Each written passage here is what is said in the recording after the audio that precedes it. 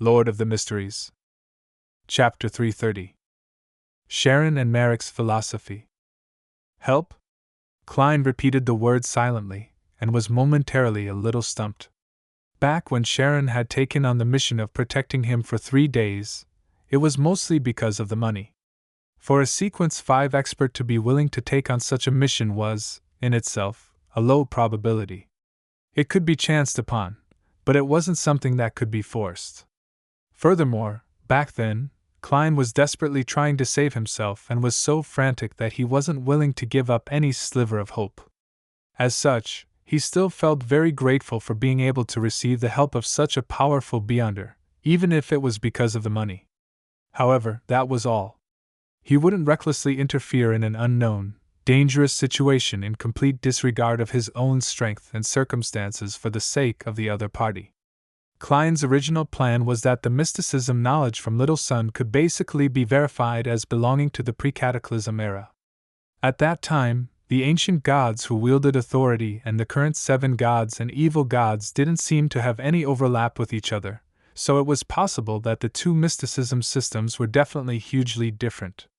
So, even if he knew the details, he didn't dare to carelessly try it out. He had to receive indirect verification in order to know which ones could still be used and which ones didn't have any effect. It was just like the sacrificial ritual from before.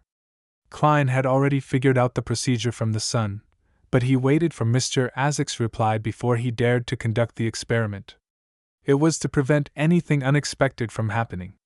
As for the hangman, he was at the rank of bishop or captain of the Church of Storms, so he definitely possessed quite a bit of mysticism knowledge as well. However, the problem was that this was too orthodox and too involved with the Lord of Storm's domain, thereby making it not necessarily suitable for Klein to use.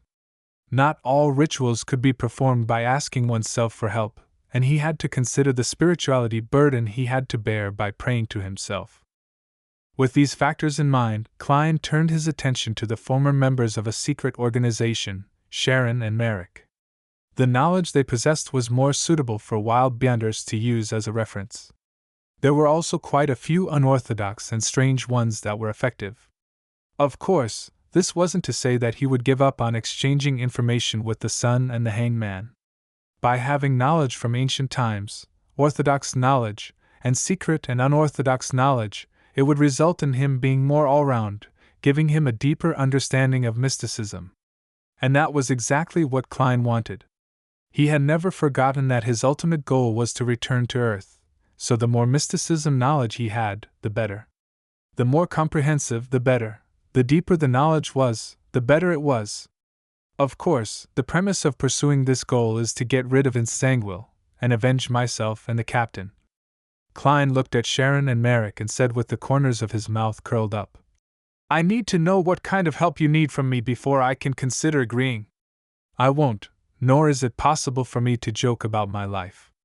Sharron, who was wearing a small black hat, nodded slightly and acknowledged Klein's words. Maric, who was seated on the other side, leaned forward and put his fist to his mouth. "We originally belonged to a rather old and secretive organization." "That I can guess." Klein maintained a serious and stoic expression. "That organization took shape at the beginning of the 5th epoch, after the storms of the Berserk Sea cut off the northern and southern continents, forming the southern continent's Highlands Kingdom and Paz Kingdom. However, I'm only talking about it taking shape. This organization's origins can be traced back to before the 4th epoch, all the way before the Cataclysm." The pale Maric continued describing. "That I know that too. The Rose School of Thought, isn't it? It's traceable back to the time of the Mutant King." Klein wore an attentive look. Maric scratched his slightly messy hair and said, "This organization believes in an evil god, and they believe that magic is a science and art that changes according to one's will to change things. This requires the establishment of a religious ritual system, including law and order. Yes, before the invasion of the northern continent, they were an orthodox organization in the Paz Valley and the Star Highlands, alongside the Church of the God of Death. At the same time, they believed that their wills originated from various desires. Combined with Beyonder powers, they were able to accomplish all sorts of unimaginable things. Because of these ideas, they retained an ancient and bloody tradition of primitive sacrifice, including the skinning of people and using the skulls of children as ritual objects, letting a large number of believers fervently release all sorts of desires.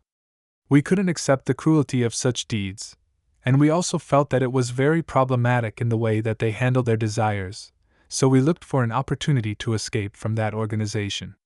Problematic in the way they handled their desires? Klein knew that the Rose School of Thought was famous for its bloody sacrifices, so he wasn't very curious about the former. The blonde and black-dressed Sharron replied in an ethereal voice. The way they do it is to indulge and burn. Our philosophy is to repress and show temperance. So that's how it is. Klein suddenly thought of the description of the prisoner sequence. The body was the cage of the heart, and the world was the cage of the body. Madness was bound, and desire was suppressed. If the Rose School of Thought did grasp the mutant pathway of prisoner, Miss Sharron's and Maric's philosophy is clearly more suited to the needs of the acting method. Why couldn't the other members notice this? That's not right.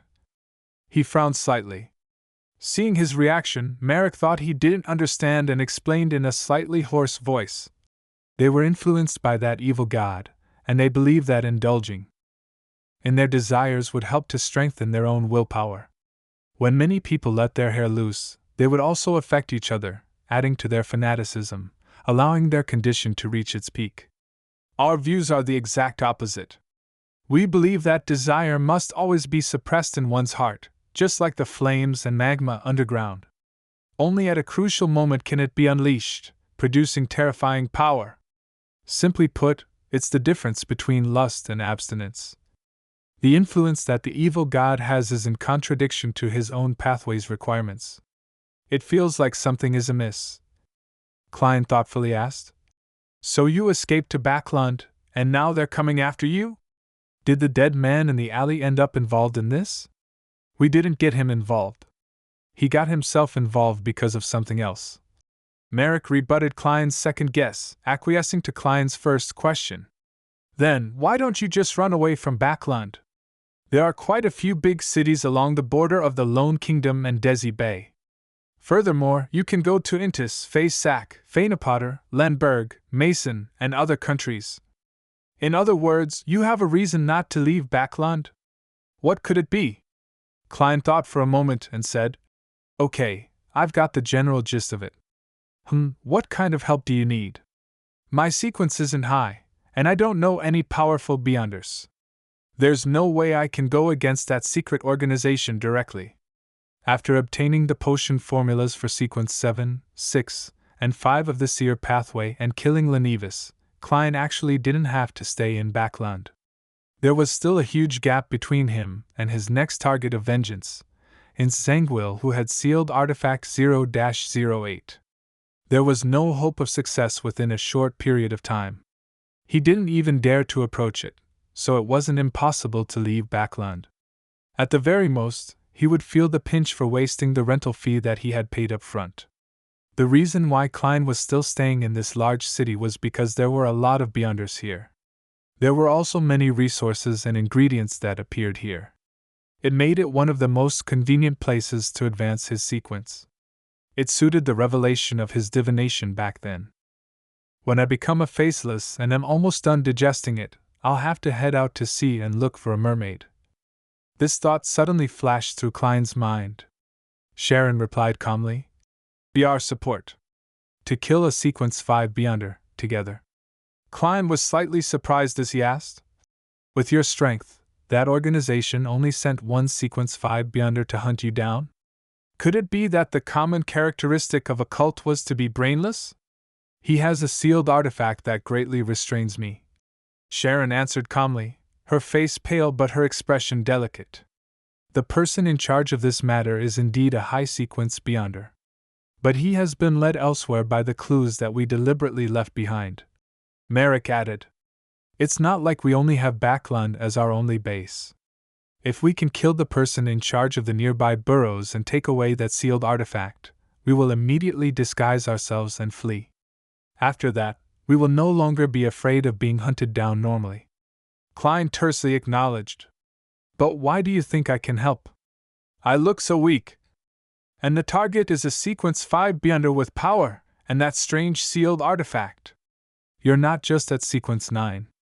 You're also very special. Sharron looked at him silently with her blue eyes and said with certainty. Ha ha. Klein could only reply with a dry laugh.